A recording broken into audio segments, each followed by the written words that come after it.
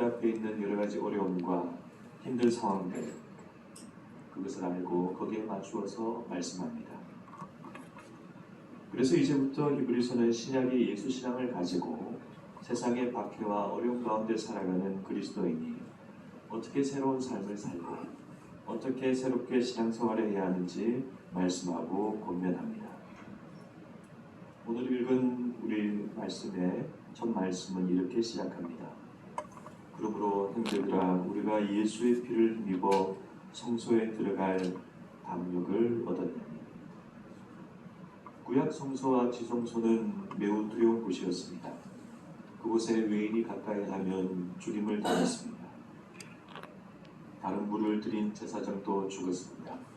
언약궤나 성물을 함부로 만진 사람도 죽었습니다.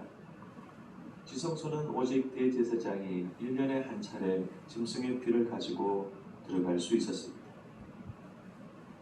그런데 그런 성소가 이제 예수님을 통해 우리에게 열렸습니다. 이제 믿는 자는 작은 아이나 어른이나 일반인이나 제사장이나 누구나 성소에 들어가 하나님을 배울 수 있습니다. 물론 우리는 이사야 선지자가 하나님을 배울 때처럼 정결해져야 합니다. 이사야 선지자는 제단 숯불로 정결해졌습니다. 그와 같은 역사는 우리에게도 일어납니다.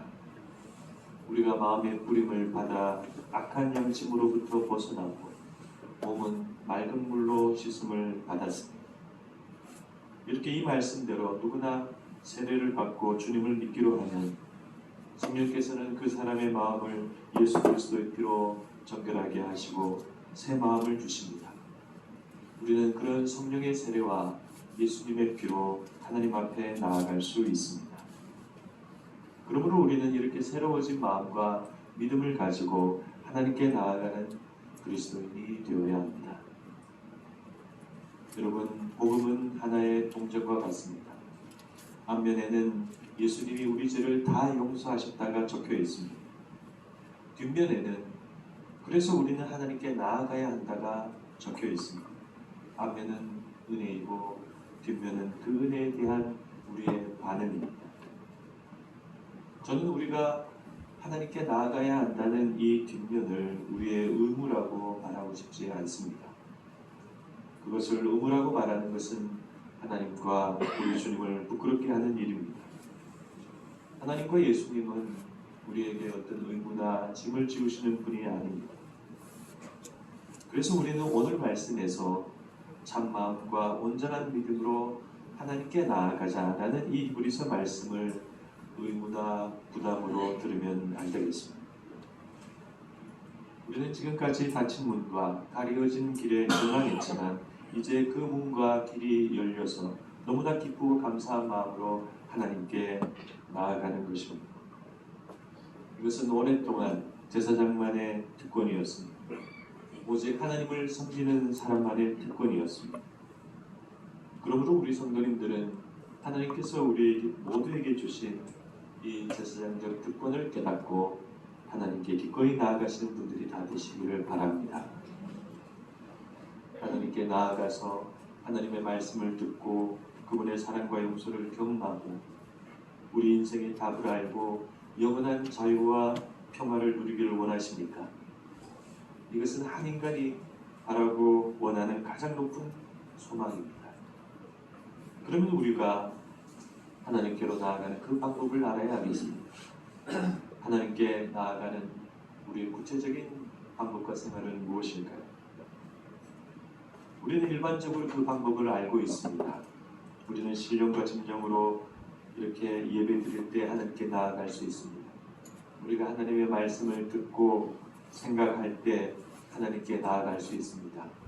우리가 간절한 마음으로 기도할 때 하나님께 나아갈 수 있습니다. 그런데 오늘 말씀 23절 이하에서 보면 그 방법을 히브리서 기자가 구체적으로 말씀하고 있습니다.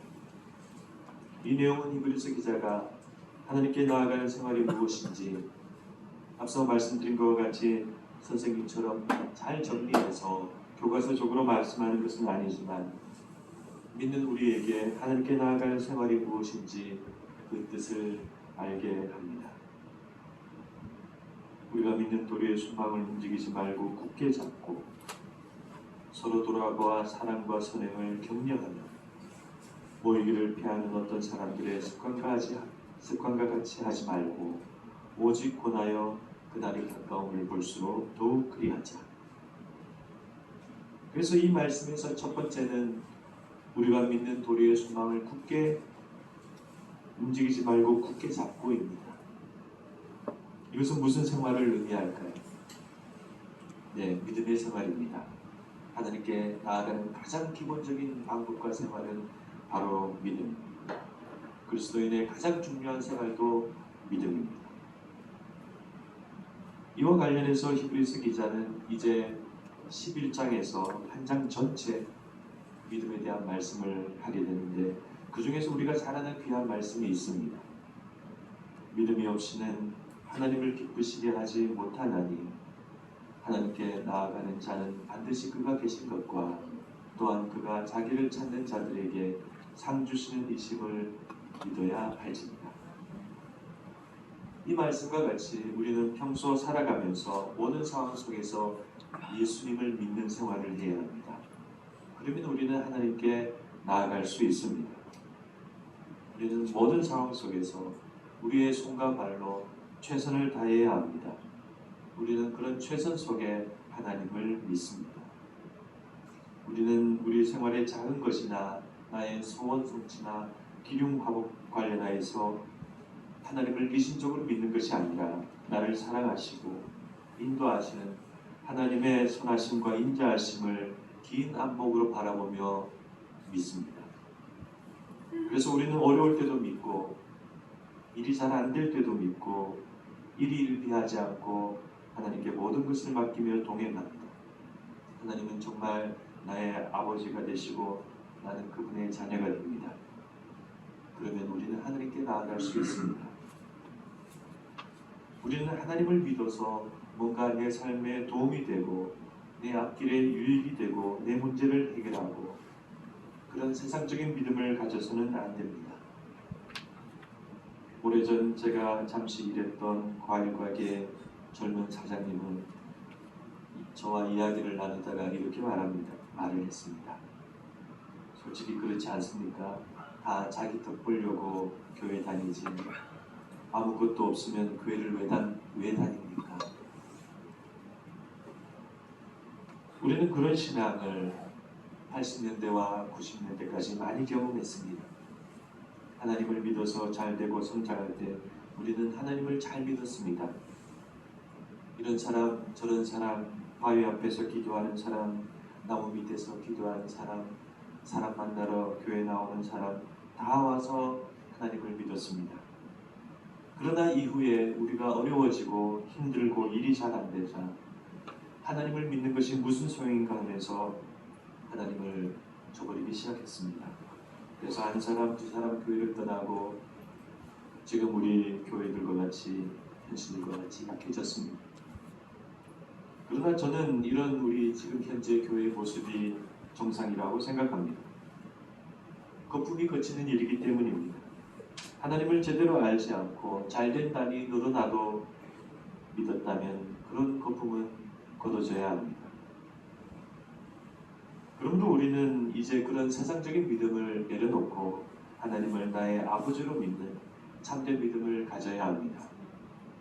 우리는 고아처럼 이 세상에 던져져서 내 힘과 능력으로 치열하게 살며 날 위해 하나로도 득이 되기 위해서 하나님을 믿는 것이 아니라 하나님의 자녀가 되어서 기쁘나 슬프나 하나님을 사랑하며 믿는 신자가 되어야 합니다. 그래서 우리의 믿음은 사랑의 믿음입니다. 아버지와 어머니가 길을 나서면서 저녁에 집에 온다고 살아가는 자녀에게 약속을 합니다. 밥 먹고 놀고 있으면 엄마 아빠가 저녁에 올 거야. 부모님의 그 말을 믿는 아이는 불안해하지 않습니다. 그 약속을 믿고 잘 놉니다. 우두우두해지고 노을이 지고 산그늘이 깊어져도 걱정하지 않습니다. 부모님은 저 멀리서 오고 계시기 때문입니다. 우리 기독교의 믿음은 이와 같은 사랑의 믿음인 줄 믿습니다. 세상적인 믿음을 가진 사람은 세상 속에서 언젠가 믿음을 잃어버리지만 이와 같은 사랑의 믿음을 가진 성도는 그날에 주님을 만날 것입니다. 그러므로 우리 성도님들은 믿음을 굳게 잡고 언제나 하나님께 나아가는 생활을 하시기를 바랍니다. 두 번째는 서로 돌아보아 사랑과 선행을 격려하며입니다. 이것은 무슨 생활을 의미할까요? 그리스도인의 아름다운 생활입니다. 사랑과 선행의 아름다운 삶, 소금과 빛이 되는 삶, 불의하지 않고 의로운 삶, 우리에게 이런 아름다운 삶이 있을 때 우리는 하나님께 나아갈 수 있습니다. 하나님은 우상신이 아니시기에 자기 앞에서만 잘하고 재물을 차려놓는 것을 기뻐하시지 않습니다. 하나님은 우리의 의롭고 아름다운 삶을 보실 때 기뻐하십니다. 히브리서는 나중에 13장에서 이렇게 말씀합니다. 그러므로 우리는 예수로 말미암아 항상 찬송의 제사를 하나님께 드리자. 이는 그 이름을 증언하는 입술의 열매니라. 오직 선을 행함과 서로 나누어 주기를 잊지 말라. 하나님은 이 같은 제사를 기뻐하시느니라. 이 말씀과 같이 우리 그리스도인은 이제 예루살렘 영문 밖으로 나아가서 우리 주님께서 죽으신 곳에서 새로운 영적인 제사를 드립니다. 그것은 우리 입술로 드리는 찬송의 제사입니다. 또 우리 몸과 삶으로 드리는 산 제사입니다. 우리는 이와 같은 새로운 영적인 제사를 드리면서 그런 제사를 드릴 때 또 하나님께 나아갈 수 있는 것입니다. 그래서 우리는 주일 신자가 되어서는 안 됩니다. 주일날 교회 안에서만 신자가 된 것이 아니라 세상 속에서, 사람들 속에서, 내가 하는 한 주간의 일 속에서 영적인 제사를 드려야 합니다. 나는 주일날 교회 나오는 것도 간신히 나오는데 일주일 동안 살면서 영적인 제사를 드리라니 너무 어렵습니다. 그러나 어려워도 우리가 그런 삶을 살아야 하나님께 나아갈 수 있습니다. 주일날만 신앙생활에서는 하나님께 나아가기 어렵습니다. 우리는 하나님을 사랑하면서 동시에 이웃과 세상을 사랑하는 아름답고 의로운 삶을 살아야 합니다. 물론 오늘날 이 약한 세상에서 선행에도 기술이 필요하고 나눔에도 기술이 필요합니다. 무턱대고 선행하고 나누어 준다고 되는 것이 아닙니다. 그러나 기본적으로 우리는 이 메마른 세상 속에서 한 줄기 생수 같은 사람이 되어야 합니다. 짐승 소리 가득한 캄캄한 골짜기에 불밝힌 작은 오두막 같은 사람이 되어야 합니다. 그 삶과 생활은 중요합니다. 그래서 마태복음 안에서 그것은 산상수훈의 열매로 열처녀의 기름으로 혼인잔치의 예복으로 말씀되어 있습니다. 열매 없는 나무, 기름이 떨어진 5 처녀, 예복을 입지 않는 손님, 하나님의 나라에 그들의 자리는 없습니다. 그러나 그 삶과 생활을 어렵게 생각할 필요는 없습니다. 무슨 큰 선행을 하고 큰 사랑을 해야 한다는 말씀이 아닙니다. 우리의 인간성을 회복하여서 즐거워하는 사람들과 함께 즐거워하고 우는 사람들과 함께 울면 됩니다. 주위에 어려운 이웃이 있다면 내 능력껏 내 능력 안에서 그 사람을 도우면 됩니다. 그리고 이웃의 악을 행하지 않으면 됩니다. 사랑은 이웃에게 악을 행하지 아니하나니 그러므로 사랑은 율법의 완성입니다. 그러므로 우리는 이 오늘 말씀의 이 간단한 이 24절 말씀을 그냥 지나쳐서는 안 됩니다. 서로 돌아보아 사랑과 선행을 격려하라. 이 말씀은 단순한 도덕적 권면이 아니라 우리 그리스도인의 삶의 실제를 말하고 우리가 하나님께 나아갈 수 있는 우리의 자격을 말씀합니다. 세 번째는 모이기를 피하는 어떤 사람들의 습관과 같이 하지 말고입니다. 이것은 어떤 생활을 의미할까요? 우리 모두가 잘 아는 교회 생활을 의미합니다.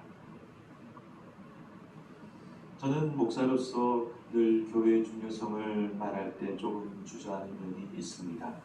저는 헌금 이야기를 잘 안 하고 교회 이야기도 좀 잘 안 하는 것 같습니다. 그런 것이 중요하지 않아서 안 하는 것이 아니라 제가 교회에서 욕을 받는 목사이기 때문입니다. 그러나 헌금 생활도 중요하고 교회 생활도 중요합니다. 특히 교회는 종말론적인 구원의 공동체로서 매우 중요합니다. 예전에 그런 사진이 많이 인터넷에 있었습니다. 서울 도시의 밤 야경 사진을 찍으니 무수한 십자가가 보이는 사진입니다. 다 교회이죠. 하나님을 안 믿는 사람들은 그 사진을 보면서 교회가 편의점보다 더 많다, 그런 말을 하며 싫어합니다. 네, 저도 교회가 우후죽순처럼 있고 너무 많고 그러면서 이 사회에 좋은 영향력을 끼치지 못한 현실에 무거운 마음을 가지고 있습니다. 예전에는 사람들이 교회를 나쁘게 보지 않았습니다. 교회를 다니지는 않아도 좋은 곳이라고 생각해 주었습니다. 그러나 지금은 교회를 싫어하는 사람들의 눈엔 마침 교회가 사람들에게 작은 위안을 주고 돈을 걷는 장사하는 집처럼 보이고 있습니다. 그래서 저도 교회가 그런 모습으로 비치는 것이 싫어서 헌금 생활의 중요성이나 교회 생활의 중요성을 가급적 말씀드리지 않습니다.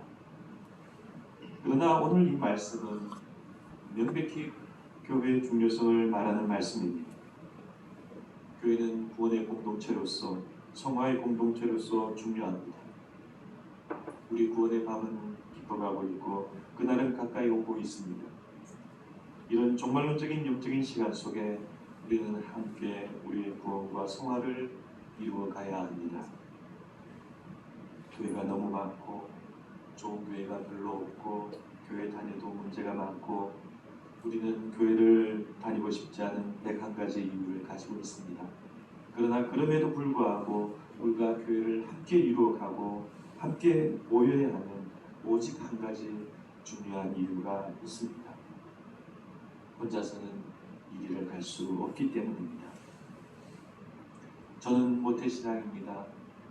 선교단체 훈련도 받았습니다. 안수도 받고 목사가 되었습니다. 성경 말씀도 웬만큼 압니다. 그러나 처음에 교회를 시작하고 저희 가족만 예배를 드리고 아직 공동체가 되지 못했을 때 무척 힘들었습니다. 신앙을 유지하기가 매우 어려웠습니다. 처음에는 좋았습니다. 교회를 사임하고 나와서 맞이하는 첫 주일에 우리는 예배 대신에 야유회를 갔습니다. 예배를 드리지 않고 주일날 야유회를 가고 나들이를 간 자유와 해방이 느껴졌습니다. 그러나 시간이 갈수록 우리 신앙이 약해졌습니다. 교회를 준비하기까지 1년, 그리고 교회를 시작하고 또 1년, 계속 그런 시간이 되었습니다. 우리가 동물의 세계를 보면 가끔 그런 장면을 봅니다. 약하고 지친 동물이 쓰러지기를 기다리는 다른 동물과 새들을 보고 있죠. 아마 그때 영적으로 우리가 그런 상황에 있지 않았나 생각합니다. 그런데 하나님께서 작은 아이 한 명, 몇 명의 아이들, 그리고 한 가정, 두 가정 보내주셔서 작은 공동체를 만들어 주셨습니다. 공동체라는 영적인 울타리가 없으면 아무리 목사, 장로, 권사라도 신앙을 유지하기가 어렵습니다. 혼자 있는 영혼은 악한 사단의 대상이 되기 쉽습니다. 나는 신앙이 좋아서 어설프게 교회 생활을 안 하고 내 믿음 내가 지킬 수 있다, 그런 교만한 생각을 하는 사람을 마귀는 좋아합니다. 그러나 우리가 개인이 비록 부족해도 같이 찬송을 부르고 같이 기도를 하고 같이 말씀을 들을 때 하나님은 우리와 함께 하시고 우리를 영적인 공동체로 지켜주십니다. 그래서 예수님은 제자들을 보내실 때도 둘씩 짝을 지어 보내셨고 작은 공동체라도 두세 사람이 내 이름으로 모일 때 함께 하신다고 약속하셨습니다. 그러므로 교회는 공동체이고 우리 혼자서는 할 수 없습니다. 교회를 선택하는 것은 신자 개인의 자유입니다. 큰 교회를 다닐 수도 있고 작은 교회를 다닐 수도 있고 내게 맞는 교회를 다닐 수 있습니다. 그것이 잘못된 것은 아닙니다. 그런데 자신이 선택하고 교회를 정했다면 우리는 교회를 위해서 기도해야 합니다. 서로 돌아보고 안부를 나누고 아름다운 공동체를 이루어 가야 합니다. 대체로 큰 대형 교회를 다니시는 분들은 예배만 드리고 돌아가시는 분들이 많죠. 그러나 그런 분들도 출석하는 교회를 자신의 교회로 생각하고 교회와 목사님과 성도들을 위해 기도하는 시간이 있어야 합니다. 손님이 되어서는 안 됩니다. 그것이 우리에게 교회라는 새로운 공동체를 주신 예수님의 뜻이기 때문입니다. 이렇게 교회의 중요성을 생각하면서 다시 말씀으로 돌아가면 모이기를 피하는 어떤 사람들, 이 말씀의 이 사람들은 누구일까요? 네, 아마도 로마 교회 안에 있던 일부 신자로서 지금 교회가 모이기 어렵고 사회적 불이익이 있고 핍박이 있으니 당분간 모이지 말자, 혹은 가급적 안 모이는 것이 좋겠다, 아마도 그렇게 주장한 사람들인 것 같습니다. 그런데 히브리서 기자가 그런 사람들의 말과 주장을 습관이라고 말한 것이 조금 특별합니다.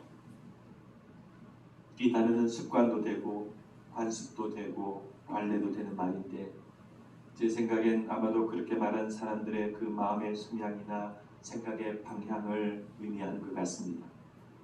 그 사람들은 어떤 문제를 만나면 늘 자신의 오랜 방식과 마음의 성향대로 그렇게 한다는 것입니다. 핍박이 있으면 모이지 말고, 어려움이 있으면 하지 말고, 힘들면 안 하면 되고, 그래서 그런 그들의 모습을 습관이라는 단어로 말씀하고 있는 것 같습니다. 그러나 우리 그리스도인들은 그런 본능적인 생각이나 습관을 따르는 것이 아니라 주님의 뜻을 따르는 사람들입니다. 그때나 지금이나 항상 신앙생활에는 어려움이 많습니다. 그때는 사회적 차별과 핍박과 박해가 어려운 일이었지만, 지금은 물론적인 세상 속에서 세상에 대한 사랑과 돈과 물질이 우리 신앙의 어려운 일입니다. 그러나 우리는 쉽지 않은 영적인 모든 상황 속에서도 함께 모여 믿음을 지키고 신앙생활함으로 우리 믿음을 지켜가야 하는 것입니다. 그런 모든 성도들이 다 되시기를 주님의 이름으로 부탁드립니다. 말씀을 맺고자 합니다. 히브리서 기자는 오늘 말씀을 통해 우리 그리스도인들이 하나님께 나아가는 세 가지 영적 생활에 대해 말씀했습니다. 첫째는 믿음의 생활입니다. 하나님을 아버지로 믿는 사랑의 믿음을 다 가지시기를 바랍니다. 두 번째는 선하고 의로운 생활입니다.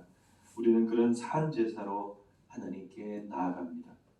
세 번째는 교회 생활입니다. 우리는 우리가 함께 모이는 공동체를 통해 하나님께 나아갈 수 있습니다.